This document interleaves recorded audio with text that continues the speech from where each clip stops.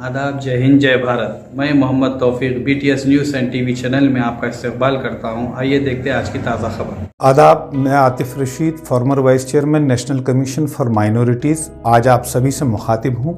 दरअसल मसला ये है कि सिटीजनशिप अमेंडमेंट एक्ट को लेके इस देश के गृह मंत्री श्री अमित शाह जी का एक बयान अभी हालिया आया है। वो बयान ये है, सीए देश का कानून है, इसका नोटिफिकेशन निश्चित रूप से हो जाएगा और चुनाव से पहले के बाद पहले ही होगा। चुनाव के पहले ही सीए को अमल में आना है, इसमें किसी को कंफ्यूजन रखना नहीं है।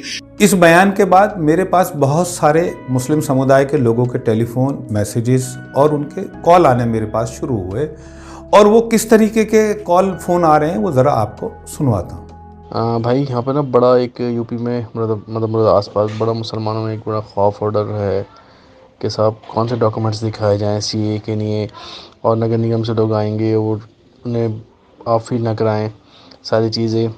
तो यहाँ बड़ा एक मतलब कि साहब मुसलमान बड़े दूर दूर से आ रहे हैं, इंटेलेक्चुअल्स मुसलमान आ रहे हैं, मेरे से आते हैं समझाने के लिए कि साहब नहीं और ये हो जाएगा और वो हो जाएगा।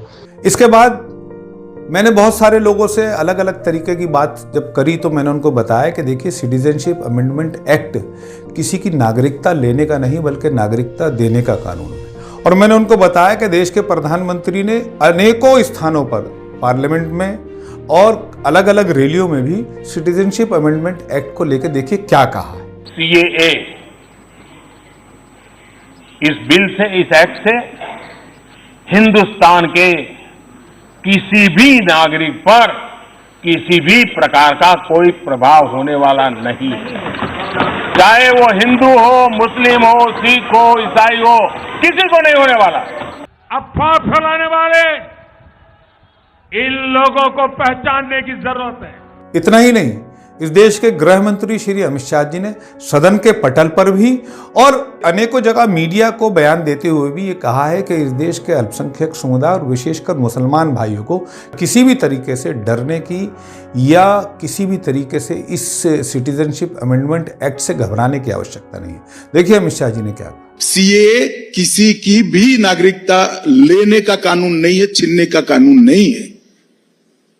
इस देश की माइनॉरिटी को और विशेषकर मुस्लिम भाइयों को भड़काया जा रहा है। और इतना ही नहीं, अगर फिर भी किसी मुसलमान को ये लगता हो कि सिटीजनशिप अमेंडमेंट एक्ट नागरिकता देने का नहीं बल्कि लेने का कानून है, तो वो इसको गूगल पर जाकर भी सर्च कर सकता है।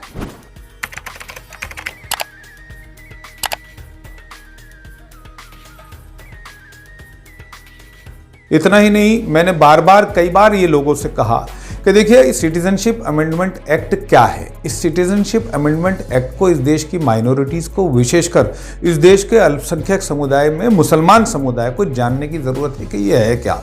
2014 से पहले पाकिस्तान, बांग्लादेश, अफगानिस्तान के वह प्रताड़ित अल्पसंख्यक जो वहाँ पर स्वतंत्रता के साथ, आज़ादी के साथ अपने धर्म का पालन नहीं कर पा रहे और वो पलायन करके भारत में आ गए और उन्होंने यहाँ की नागरिकता लेने के लिए अप्लाई करा है, उनको नागरिकता देने का कानून है, उनकी नागरिकता लेने का कानून नहीं है।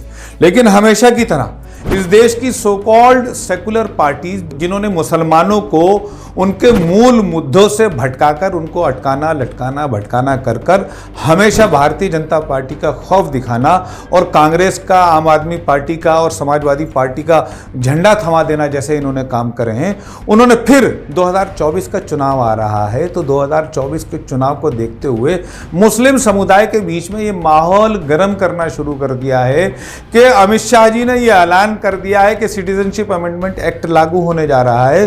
तो अब आपको अपने कागज तैयार रखिए, अब आपको जो है डिटेंशन सेंटर में डाल दिया जाएगा, ठीक उसी तरीके से जैसे 2019 में हुआ था। एक ढपली गैंग दिल्ली के जगह जगह घूम रहा था, एक पिंजरा तोड़ गैंग के लोग जगह जगह एक्टिव हो गए थे, वामपंथी विचारधारा के लोग, खान मार्केट गैंग के लोग जगह जगह एक्टिव हो गए थे और उन्होंने ये काम करना शुरू कर दिया था कि देखिए, ट्रंप आ रहे हैं, सबसे बेहतरीन मौका है, चलो बाहर निकलो, रोडों पर निकलो। और उसका परिणाम ये हुआ कि दिल्ली में बड़े पैमाने पर दंगे हो गए। मैं आज फिर आप सभी से ये अपील करना चाह रहा हूँ कि 2024 का चुनाव आ रहा है, ये इस देश की सो कॉल्ड सेकुलर पार्टियों ने हथकंडा अपनाया है आपका वोट दोबारा लेने के लिए। आप इनके बहकावे में मत आइएगा।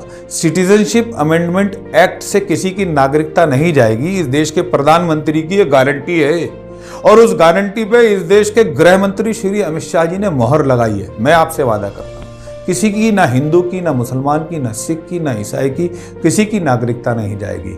ये 2024 का चुनाव जो है 2047 तक एक विकसित भारत को निर्माण करने का चुनाव है। इसलिए मैं आप सभी से ये निवेदन करता हूँ, इस देश की माइनॉरिटीज से, मुस्लिम समुदाय से, कि आप सब भी 400 पार के आंकड़े में साझेदार बने, हिस्सेदार बने। केवल इतना ही नहीं, मैं आप सबसे ये भी अपील कर रहा हूँ कि देखिए, प्रधानमंत्री नरेंद्र मोदी ने कहा है 400 पार, तो 400 पार होनी तो सुनिश्चित है। सबका साथ मोदी जी ने करा, सबका विकास करा, सबका विश्वास करा। इस बार आप लोग अपना प्रयास भी शामिल करें। किसी सिटीजनशिप अमेंडमेंट एक्ट को लेकर किसी भी तरीके से आपको डरने की ज़रूरत नहीं है। हम सब मिलकर, हिंदू, मुस्लिम, सिख, ईसाई, 2047 तक एक विकसित भारत का निर्माण ज़रूर करें। बहुत बहुत धन्यवाद।